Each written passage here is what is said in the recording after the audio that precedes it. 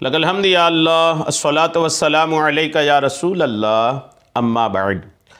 सिलसिला है नाज़रीन के पूछे गए सवालों के जवाब देने का। इस सिलसिले में नाज़रीन के सवालों के जवाब दिए जाते हैं। उन्हीं में से एक सवाल ये है, इन्होंने पूछा है कि आका करीम अलैहिस्सलाम काबे से पहले बैतुल मुक़द्दस की तरफ जो नमाज़ पढ़ते थे चेहरा करके, ये आपको अल्लाह का हुक्म जो था उस तरफ मुँह करके नमाज़ पढ़ने की, ये कहाँ से साबित है?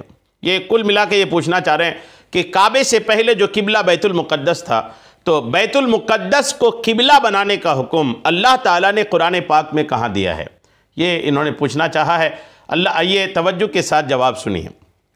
रसूल खुदा सल्लल्लाहु तआला अलैहि वसल्लम जब तक मक्का मुकर्रमा में क़याम फरमा रहे, उस वक्त नमाज़ पढ़ते हुए आप अलैहिस्सलाम इस अंदाज़ में खड़े होते कि बैतुल्लाह और बैतुल मुक़द्दस दोनों आपके सामने होते। मगर हिजरत मदीना के बाद इस तरतीब को कायम रखना मुमकिन न था, क्योंकि मदीना तैयबा से यरूशलेम और मक्का ये मुखालिफ सिमतों में था। एक तरफ यरूशलेम है बैतुल मुक़द्दस का इलाका, तो दूसरी तरफ काबा है। तो अब मदीना आने के बाद कोई ऐसा रुख अपना लेना कि सामने काबा भी हो जाए, बैतुल मुक़द्दस भी हो जाए, ये नामुमकिन हो गया। अगर मक्का की तरफ रुख किया जाता तो यरूशलेम की तरफ पीठ होती, और अगर यरूशलेम की तरफ रुख किया जाता तो मक्का की तरफ पीठ होती थी।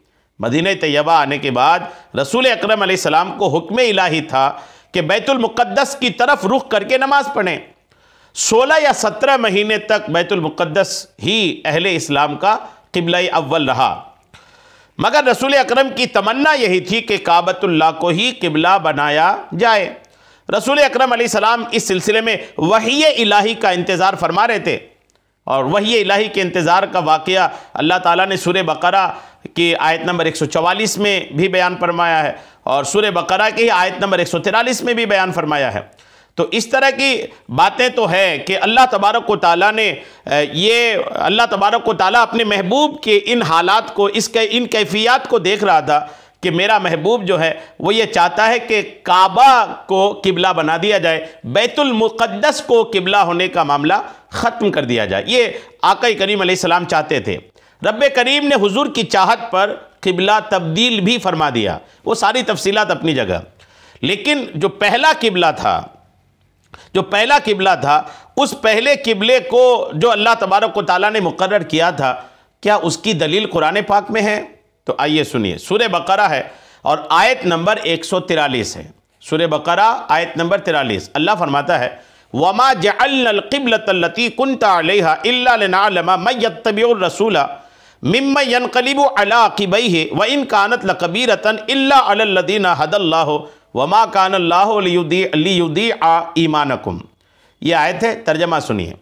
अल्लाह फरमाता है, और आप पहले जिस किबला पर थे हमने सिर्फ इसलिए मुकर्रर किया था कि हम परख कर जाहिर कर दें कि कौन हमारे रसूल सल्लल्लाहु तआला अलैहि वसल्लम की पैरवी करता है और कौन अपने उल्टे पांव फिर जाता है।